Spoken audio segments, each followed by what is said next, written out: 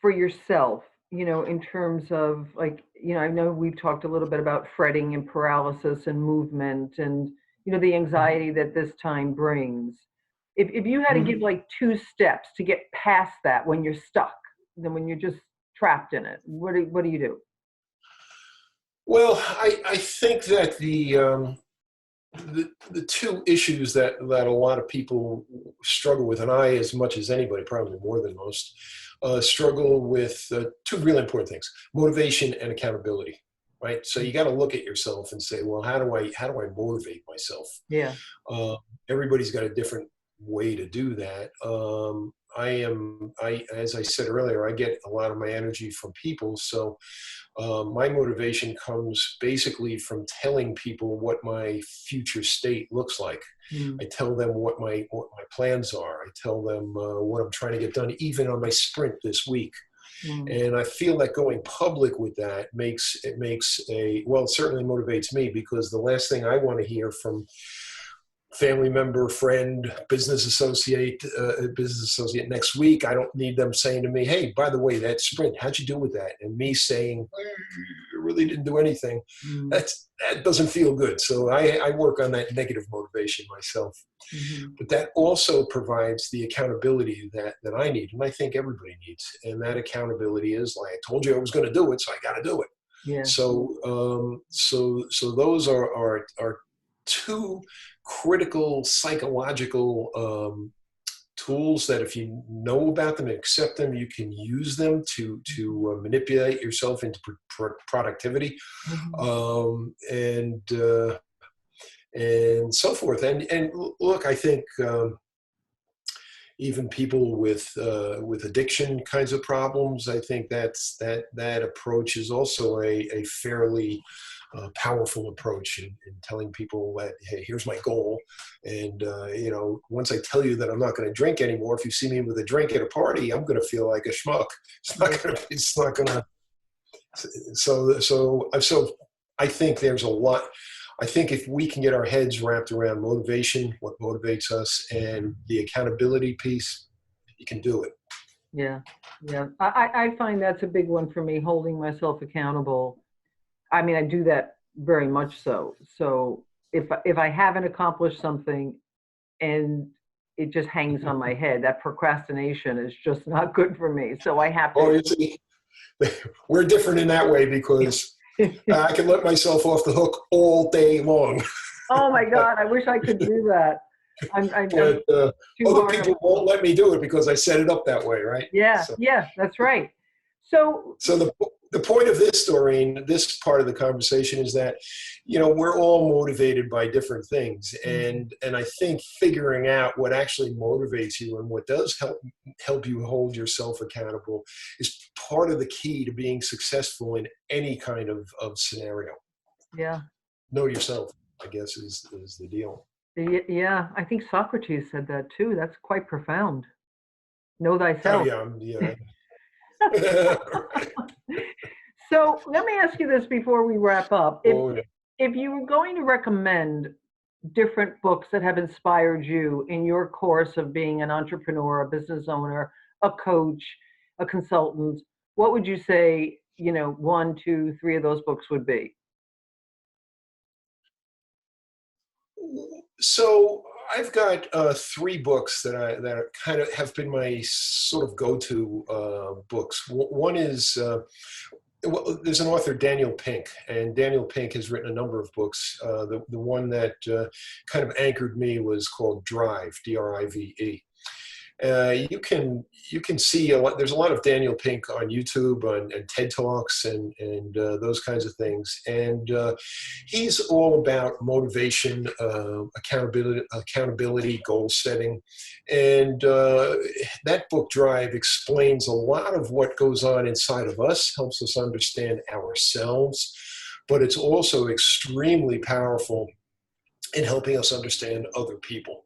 And one of the biggest realizations from that book, of course, is that what motivates me doesn't motivate other people, and what works holding me accountable doesn't work for other people. Mm. So So what does? And when you start to talk with people and really listen to them and kind of look in their eyes and figure it out, you can understand. And he helps in a great way with that, a great deal with that book. From a technique and selling standpoint, I like Sandler, because I was part of the Sandler training organization for 22 years.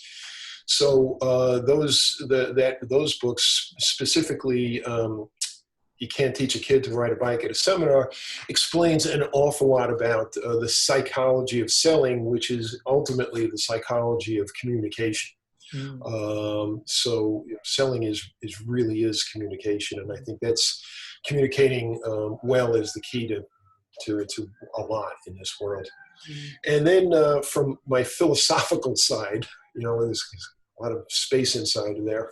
So from my philosophical side, I like a book. It's somewhat obscure now. It was printed back in, I think, 93 or 96, somewhere in that range. It's called The Tao, T-A-O, of Sales. It's written by Thomas Behr, B-E-H-R. And that takes it's a very Zenish, very mindful approach to selling, and again to communication. So it's for the philosophical amongst us. So I figured that those three books give me a way to understand myself, understand others, and have some communication techniques. So that's where I go. Yeah, I like that. That's a great spread, of different sort of verticals, but all to get to the same point. Right. And that of course, and I've got my normal, like everybody does, my normal crime novels and spy novels and all that stuff. And those are just fun. But philosophically, those are my three go-tos. Well, I feel like I got a lot of this conversation, because, well, first of all, you talked about the SWOT, you talked about a business plan, you talked about the books that inspire you, holding yourself accountable, having that motivation. And I think that last point that you made is communication, how important communication is. Oh, yeah. It's fascinating to me, because it's just amazing that anything gets done, because there's so many nuances to communication. And what bothers me about communication is people mostly think that communication is me framing my message in a way that you can understand it. And that's really not it. Communication is really me taking the effort and setting the stage so I can understand you. That's really where what communication, I believe, is about. And that also sets up a trust between us. Because if I'm just telling you my ideas and communicating with you in a very hard manner, this is what you should believe, how does that's not even communication. How does that even work? Mm-hmm. So let me ask you just one last question. Now that everybody's Zooming, as our form of communication in the business world, and even with our friends and family, of course, but this is just from a business point of view. Mm-hmm. Is there something that you're finding as a communication expert, really, and a business expert, that any tips around that in terms of the Zooming experience? Well, besides the obvious, don't have a poor background, make sure you're framed, look into the camera so people don't see you looking all over the place, besides, and don't wear your pajama tops. Besides all of that stuff, I think a lot of it is just getting over ourselves, getting over the whole aspect. In a way, it's like meditation, right? You sit around and you're meditating, you're thinking to yourself the whole time, I'm meditating. Mm-hmm. That's not useful. What's useful is letting go. I think on Zoom. What's that? Were you in my meditation this morning? No, is that what you were talking about?